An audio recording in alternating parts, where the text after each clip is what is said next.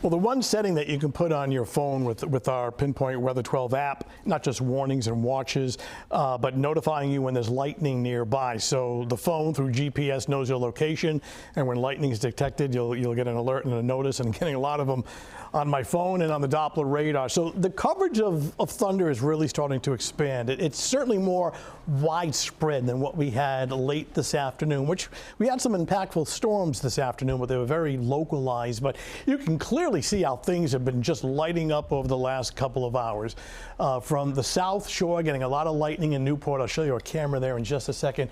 All tracking essentially north and east. You can see the activity now. It's already over Hope Valley, Richmond, Arcadia. This is Washington County, Kent County, right up in here, all tracking north and east.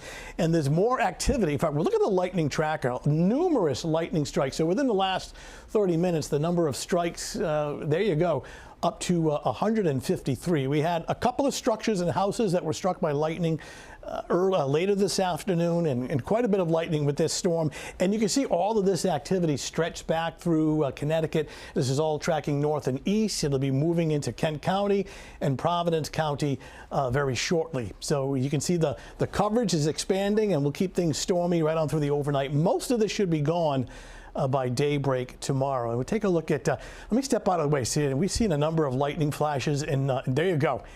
So you see the lightning, and then, yeah, that is pretty active, like a strobe light. These are live pictures of the storm that's moving through Newport Harbor right now, and this is all working inland.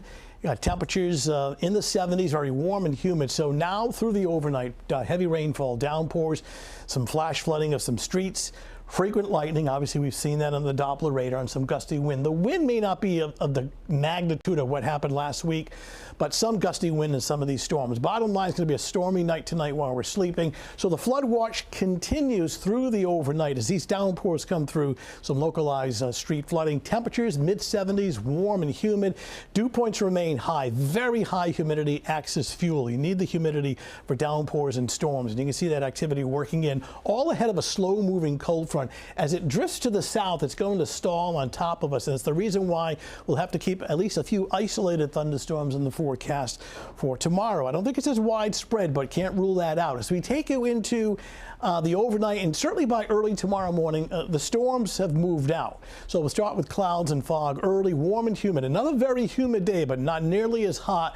And then watch what happens during the afternoon hours. These blips of orange and red are popping up. A few isolated downpours and thunderstorms developing during the early afternoon and towards the evening hours. So clouds and fog early in the morning, warm and humid from roughly, let's say, late morning and through the afternoon. Be weather aware. I don't think it's very widespread, but isolated thunderstorms can't be ruled out. We reached 93 today, 83 tomorrow, but still very humid. Showers cool on Thursday at 77.